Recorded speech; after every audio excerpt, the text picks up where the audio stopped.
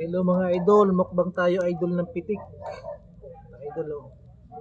Pitik ang tawag nito sa amin or alupi ang dagat. Yun. Dahil na-miss namin kumain nito, yun. Magmumukbang tayo. Yun. Bawal muna ang kanin kasi yan, pampahigh blood. Medyo ganito lang siya lods kainin no, ang pitik. Ganito yung gilid niya, tulak mo lang para makuha mo yung loob niya. Tulak mo lang siya idol, yun. Tapos kunin mo to, hilahin mo to. Yun, taba niya idol, ang sarap. Yun yung laman niya idol oh. Parang lobster, di ko alam kung anong lahi to, lahi ng hipon, lahi ng lobster. Sarap idol oh, yun. Sakit na naman ang ulo mamaya.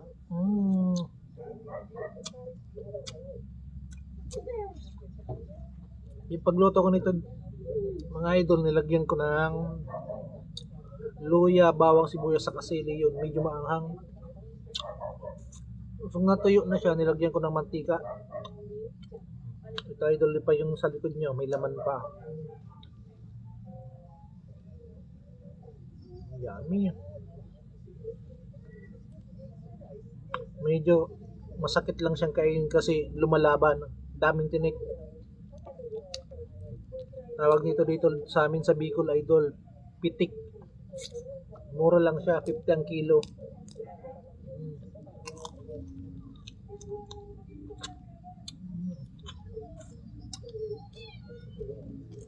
Ito pa idol oh. Laki oh. Lupian dagat parang ipis.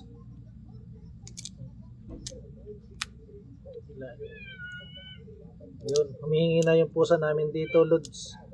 Humihingi na ng share. Naamoy niya na. Wing!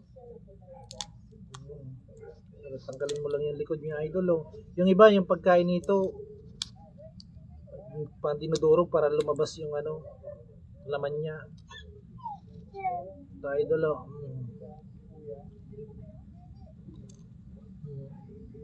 Yung laman niya, idol. Oh. Sarap. Dami.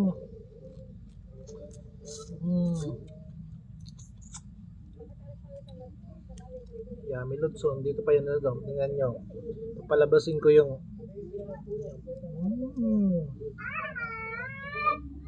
yummy idol.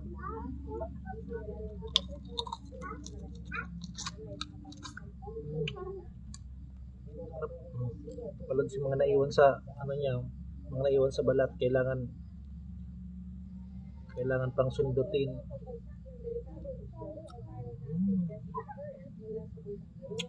Salamat.